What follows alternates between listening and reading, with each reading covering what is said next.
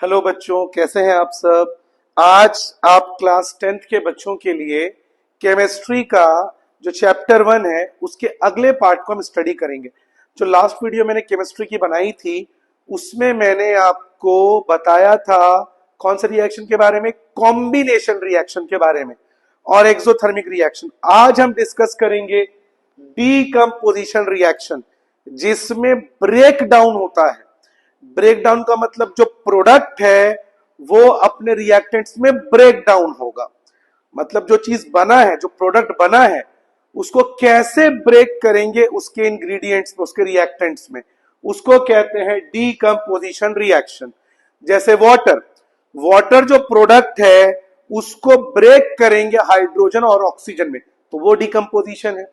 जैसे अमोनिया को ब्रेक करेंगे नाइट्रोजन और हाइड्रोजन में जिससे वो बना है, तो वो भी एक तरह का डीकंपोजिशन है। मतलब जो प्रोडक्ट है, जो रिएक्शन के बाद बना है, इस रिएक्शन में कॉम्बिनेशन रिएक्शन का ये उल्टा है जिसमें जो प्रोडक्ट है वो अपने रिएक्टेंट्स में जिससे वो बना है उसमें ब्रेक डाउन हो जाएगा। डीकंपोजिशन 3 टाइप का होता है, एक थर्मल, एक फोटो और एक इलेक्ट्रिक। थर्मल डीकंपोजिशन का मतलब क्या होगा बच्चों? हीट। हीट करने पे जो है प्रोडक्ट वो ब्रेक डाउन हो जाएगा। फोटो, फोटो का मतलब क्या होता है बच्चों? सनलाइट। सनलाइट के प्रेजेंस में जो प्रोडक्ट है वो ब्रेक डाउन होगा। और इलेक्ट्रिक डीकंपोजिशन किसके प्रेजेंस में ब्रेक डाउन होगा? इलेक्ट्रिसिटी। ये ब्रेक डाउन होगा इलेक्ट्रिसिटी के कारण। तो अब हम डिस्कस करेंगे कैसे ये अलग अलग रिएक्शंस के द्वारा हम इसको समझने की कोशिश करेंगे। आप ये हीट, सनलाइट, इलेक्ट्रिसिटी का स्क्रीनशॉट ले लीजिए। ये थर्मल का मतलब हीट, फोटो का मतलब सनलाइट, इलेक्ट्रिक डीकंपोजिशन का मतलब इलेक्ट्रिसिटी। अब सबसे पहले अगर हम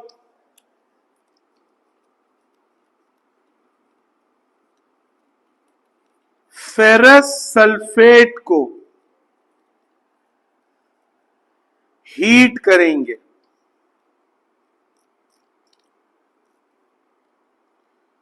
अगर हम हीट करेंगे फेरस सल्फेट को तो ये ब्रेक डाउन हो जाएगा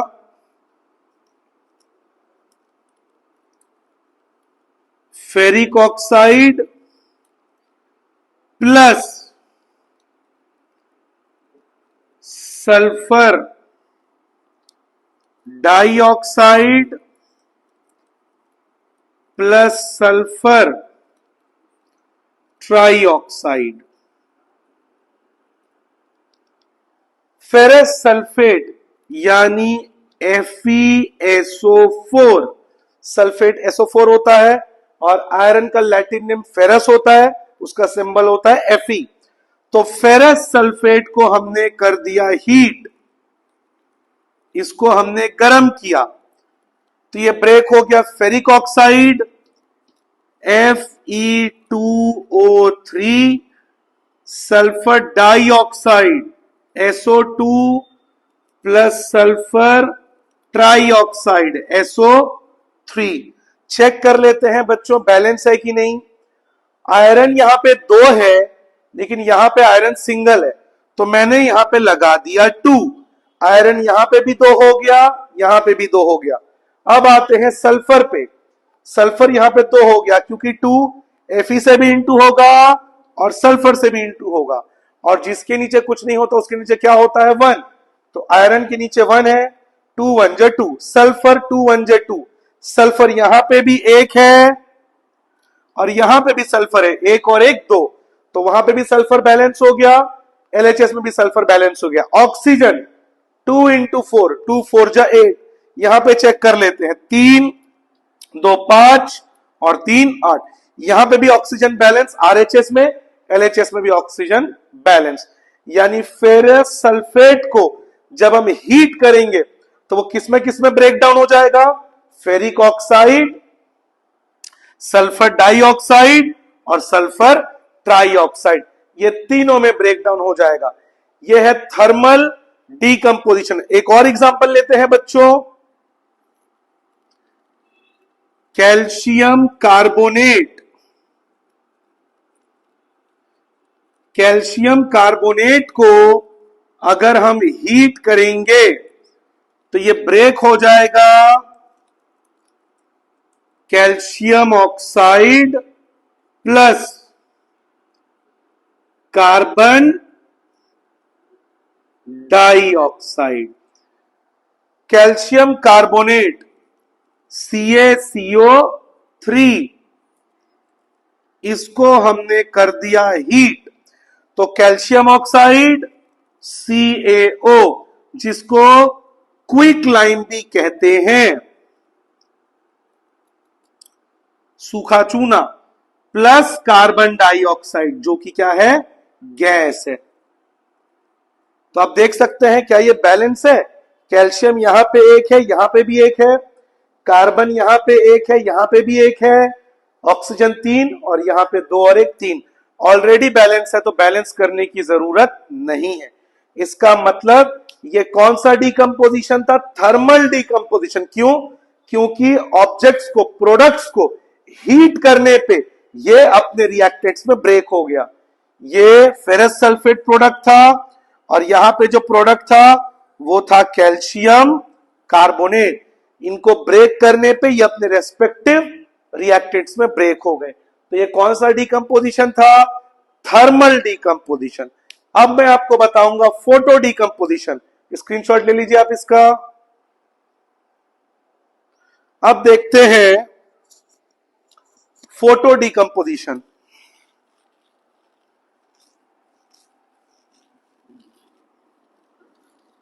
फोटो सनलाइट के प्रेजेंस में होगा। सिल्वर क्लोराइड में अगर सनलाइट पड़ेगा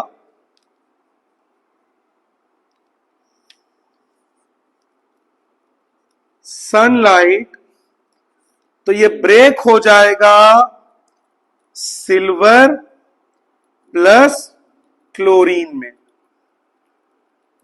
सिल्वर क्लोराइड AgCl, अर्जेनियम, यह सिल्वर का लैटिन नेम होता है। Silver Ag plus chlorine Cl2, क्या यह बैलेंस है? नहीं है, क्योंकि यहां पे क्लोरीन तो है, यहां पे क्लोरीन एक है। बैलेंस करने के लिए मैंने यहां पे 2 लगा दिया, क्लोरीन 2 हो गया और सिल्वर भी 2 हो गया, तो मुझे यहां पे भी 2 लगाना पड़ेगा। देख लीजिए, 2 1 2, 2 1 2। ये यानी सिल्वर क्लोराइड में जब सनलाइट पड़ता है तो वो सिल्वर और क्लोरीन में ब्रेक डाउन हो जाता है। उसी तरह सिल्वर ब्रोमाइड,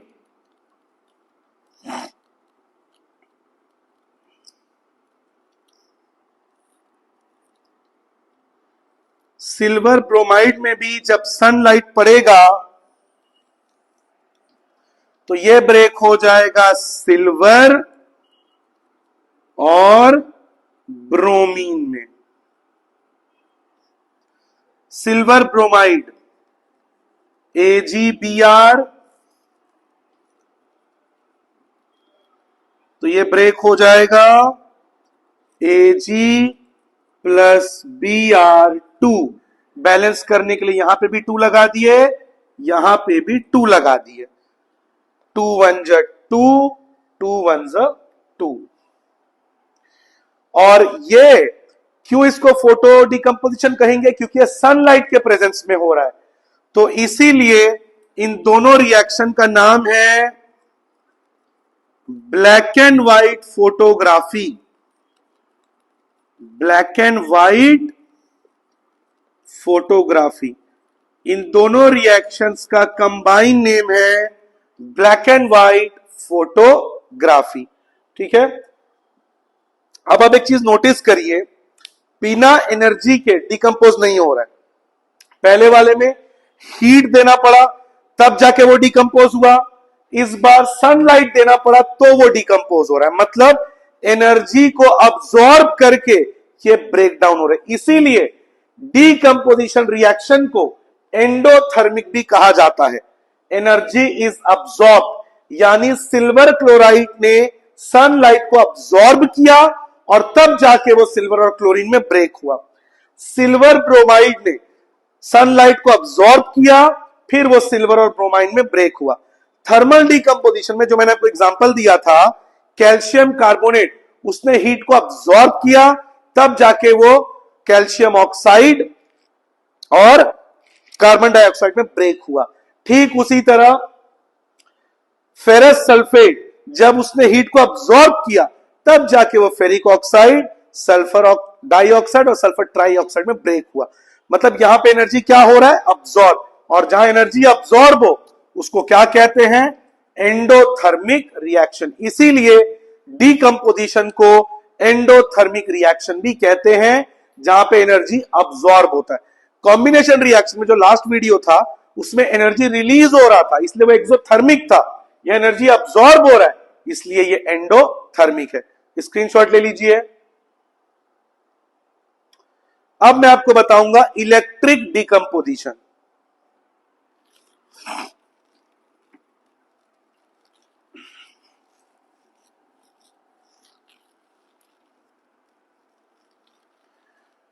इलेक्ट्रिक डीकंपोजिशन जो है ये किसके प्रेजेंस में होगा? इलेक्ट्रिसिटी के प्रेजेंस में। यानी वाटर में जब हम पास करेंगे इलेक्ट्रिक करंट, तो ये ब्रेक हो जाएगा अपने रिएक्टेंट्स हाइड्रोजन और ऑक्सीजन में। वाटर H2O,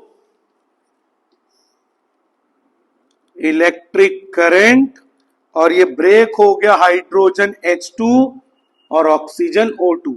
बैलेंस करने के लिए मुझे यहां पे 2 लगाना पड़ेगा।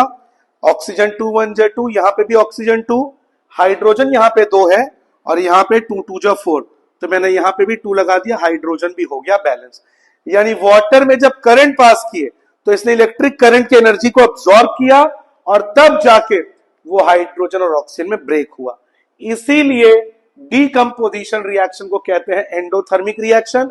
और ये तीनों तरह के डीकंपोजिशन मैंने आपको बता दिया। स्क्रीनशॉट ले लीजिए। अब मैं आपको बताऊंगा डिस्प्लेसमेंट रिएक्शन। अब ये क्या होता है?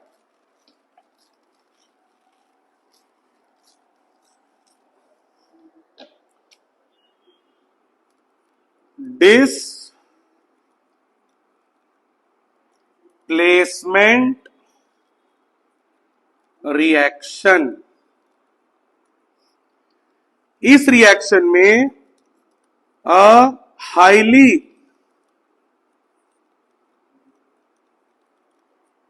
reactive element takes the place of less reactive element। मतलब जो ज्यादा रिएक्टिव है वो कम रिएक्टिव एलिमेंट की जगह ले लेगा, उसको डिस्प्लेस कर देगा। मान लीजिए A+BC, बी जो है वो शांत बच्चा है, बदमाश बच्चा नहीं है, लेकिन ए जो है बहुत चुलबुला है, बहुत बदमाश टाइप का बच्चा है। तो ए क्या करेगा? बी को हटा देगा और सी के साथ दोस्ती बना लेगा। मतलब ये AC और बी को कर दिया अलग। मतलब जो चुलबुला बच्चा है या जो बदमाश बच्चा है, जो ज्यादा रिएक्टिव एलिमेंट है, उसने शांत एलिमेंट को, चुपचाप रहने वाले को अकेला कर दिया और सी के साथ दोस्ती बना ली। वैसे भी आप क्लास में जाते हैं, स्कूलों में जाते हैं, देखे हैं जो चुलबुले बच्चे होते हैं उनके कितने दोस्त होते हैं, लेकिन जो थोड़े इंट्रोवर्ट होते हैं, अपने में रहते हैं, वो अलग थलग रहते हैं। तो समझ लीजिए ए वो चुलबुला बच्चा है और बी वो शांत बच्चा है। अगर इसको मैं ऐसे लूं, आपकी भाषा में समझाऊं, बॉयफ्रेंड गर्लफ्रेंड की भाषा में, मान लीजिए सी जो है वो लड़की है, ठीक है, सी के साथ बी की दोस्ती है। बी बहुत शांत, बहुत ही प्यारा लड़का है, ठीक है, लेकिन ए थोड़ा बदमाश, थोड़ा खुरापाती, थोड़ा मौज मस्ती करने वाला है। तो ए ने क्या किया, बी के शांत नेचर की वजह से उसको हटा दिया और सी के साथ दोस्ती बना ली, और बी बेचारा जो शांत रहने वाला था वो अलग थलग होके सिंगल हो गया, और ए ने सी के साथ मिंगल होके मस्त रिलेशन बना लिया। अब बच्चों ये जो मैंने आपको बताया है, अब इसको रिएक्शन लिख के समझते हैं, ठीक है। मान लीजिए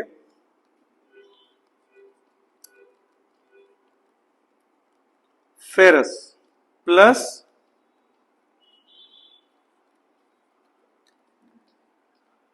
कॉपर सल्फेट, क्योंकि आयरन जो है वो कॉपर से ज्यादा रिएक्टिव है, ठीक है। क्यों? इसीलिए तो जितने भी वायर्स है वो कॉपर के क्यों लगाए जाते हैं हमारे घर में, जो ट्रांसमिशन वायर्स है, बिकॉज बारिश हो, गर्मी हो, धूप हो, कॉपर वायर जो है वो रिएक्ट नहीं करता, ना उसमें जंग लगता है ना कुछ, लेकिन आयरन बहुत रिएक्टिव है इसलिए उसमें जंग लग जाता है। इसका मतलब आयरन कॉपर को उसकी जगह से डिस्प्लेस कर देगा, तो क्या बन जाएगा, फेरस सल्फेट, और कॉपर को कर देगा अकेला, कि चल भाई तू भाग, तू रिएक्टिव नहीं है, तू ज्यादा बदमाशी नहीं करता, तू अलग हो जा। और इस बदमाश के साथ सल्फेट जो है वो दोस्ती बना लेगा। फेरस यानी Fe, copper Cu, sulphate SO4 gives ferrous sulphate FeSO4, और कॉपर हो गया अलग। ये ऑलरेडी बैलेंस्ड है, आयरन सिंगल, यहां पे भी आयरन सिंगल, कॉपर एक, यहां पे भी एक, सल्फर एक, यहां पे भी एक, ऑक्सीजन 4, यहां पे भी 4। मतलब यहां पे क्या लिखेंगे, आयरन हैज डिस्प्लेस्ड कॉपर। यहां पे हम लिखेंगे Fe मतलब आयरन, बिकॉज आयरन का लैटिन नेम होता है फेरम और उसी का रिएक्शन में यूज होता है। मतलब iron has displaced copper. Copper शांत रहने वाला बच्चा था, सल्फेट के साथ उसकी दोस्ती थी। फेरस आयरन बदमाश बच्चा था, उसने कॉपर, क्योंकि वो शांत रहने वाला बच्चा, उसको भगा दिया, चल तू अलग हो जा, अकेला हो जा, मैं सल्फेट के साथ दोस्ती बनाऊंगा। और सल्फेट ने चुलबुले रिएक्टिव बदमाश फेरस के साथ दोस्ती कर ली, है ना। अब एक और रिएक्शन देखते हैं, जिंक प्लस कॉपर सल्फेट। तो जिंक जो कि कॉपर से ज्यादा रिएक्टिव है वो कॉपर को फिर से हटा देगा, तो क्या बन जाएगा, जिंक सल्फेट, और कॉपर को फिर से अलग थलग कर देंगे। Zinc Zn copper sulphate CuSO4, ये इसको इसकी जगह से निकाल देगा, क्या बन जाएगा, ZnSO4, और कॉपर अलग। वैसे भी आप जानते हैं चुलबुले और बदमाश बच्चों के दोस्त ज्यादा होते हैं, तो जिंक जो कि बदमाश और चुलबुला है उसने कॉपर को भगा दिया, चल भाग, और कॉपर हो गया बेचारा अकेला, बिकॉज वो चुप रहता है, किसी के साथ रिएक्ट नहीं करता, शांत रहने वाला बच्चा है। और सल्फेट ने जिंक के साथ दोस्ती बना ली। तो बच्चों ये है डिस्प्लेसमेंट रिएक्शन। बहुत ही सिंपल वे में मैंने आपको ये समझा दिया है। अगली वीडियो में हम रिडॉक्स और डबल डिस्प्लेसमेंट रिएक्शंस करेंगे। आई होप आपको बहुत ही अच्छे से वीडियो समझ में आया है। अगर आया है, आपको हमारा वीडियो अच्छा लगा हो तो हमारे चैनल को सब्सक्राइब करें, ज्यादा से ज्यादा हमारे वीडियो को लाइक शेयर करें। मिलते हैं आपसे अगली वीडियो में। Have a good day.